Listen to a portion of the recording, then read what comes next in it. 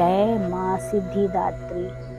सिद्ध गंधर्व यक्षाधैर सुरैरमरैरपि सेव्यमाना सदा भूयात् सिद्धिदा सिद्धिदायिनी। माँ दुर्गा जी की नवी शक्ति का नाम सिद्धिदात्री है। ये सभी प्रकार की सिद्धियों को देने वाली हैं।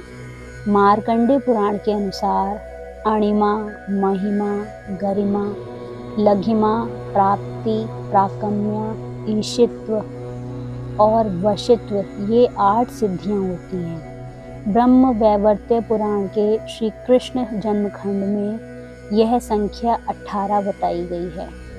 इनके नाम इस प्रकार हैं। इनके नाम हैं अणिमा, लघिमा, प्राप्ति, प्राकम्य, महिमा, ईशित्व, वशित्व, सर्व कामाव सायिता, सर्वज्ञत्व, दूर श्रवण, परकाय प्रवेशन, वाक् सिद्धि, कल्प वृक्षत्व, सृष्टि, संहार, करण सामर्थ्य, अमरत्व, सर्व न्यायकत्व, भावना, सिद्धि। माँ सिद्धिदात्री भक्तों और साधकों को ये सभी सिद्धियां प्रदान करने में समर्थ हैं। देवी पुराण के अनुसार भगवान शिव ने इनकी कृपा से ही इन सिद्धियों को प्राप्त किया था। इनकी अनुकंपा से ही भगवान शिव का आधा शरीर देवी का हुआ था। इसी कारण से वह लोक में अर्धनारीश्वर नाम से प्रसिद्ध हुए। माँ सिद्धिदात्री 4 भुजाओं वाली हैं। इनका वाहन सिंह है। ये कमल पुष्प पर भी आसीन होती हैं। इनकी दाहिनी तरफ के नीचे वाले हाथ में चक्र, ऊपर वाले हाथ में गदा तथा बाईं तरफ के नीचे वाले हाथ में शंख और ऊपर वाले हाथ में कमल पुष्प हैं। नवरात्र पूजन के 9वें दिन इनकी उपासना की जाती है। इस दिन शास्त्रीय विधि विधान और पूर्ण निष्ठा के साथ साधना करने वाले साधक को सभी सिद्धियों की प्राप्ति हो जाती है। सृष्टि में कुछ भी उसके लिए अगम्य नहीं रह जाता है। ब्रह्मांड पर पूर्ण विजय प्राप्त करने की सामर्थ्य उसमें आ जाती है। प्रत्येक मनुष्य का यह कर्तव्य है कि वह माँ सिद्धिदात्री की कृपा प्राप्त करने का निरंतर प्रयत्न करे, उनकी आराधना की ओर अग्रसर हो। इनकी कृपा से अनंत दुख रूप संसार से निर्लिप्त रहकर सारे सुखों का भोग करता हुआ वह मोक्ष को प्राप्त कर सकता है। 9 दुर्गाओं में माँ सिद्धिदात्री अंतिम है।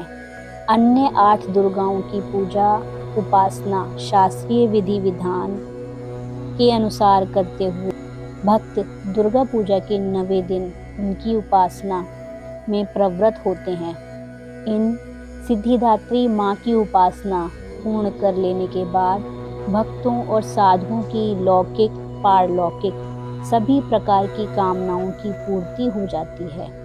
लेकिन सिद्धिदात्री माँ के कृपा पात्र भक्त के भीतर कोई ऐसी कामना शेष नहीं बचती है जिसे वह पूर्ण करना चाहे। वह सभी सांसारिक इच्छाओं, आवश्यकताओं और स्पृहाओं से ऊपर उठकर मानसिक रूप से माँ भगवती के दिव्य लोकों में विचरण करता हुआ उनके कृपा रस पीयूष का निरंतर पान करता हुआ विषय भोग शून्य हो जाता है। माँ भगवती का परम सानिध्य ही उसका सर्वस्व हो जाता है। इस परम पद को पाने के बाद उसे अन्य किसी भी वस्तु की आवश्यकता नहीं रह जाती। माँ के चरणों का यह सानिध्य प्राप्त करने के लिए हमें निरंतर नियमनिष्ठ रहकर उनकी उपासना करनी चाहिए। माँ भगवती का स्मरण, ध्यान, पूजन हमें इस संसार की असारता का बोध कराते हुए वास्तविक परम शांतिदायक अमृत पद की ओर ले जाने वाला है। जय माँ सिद्धिदात्री।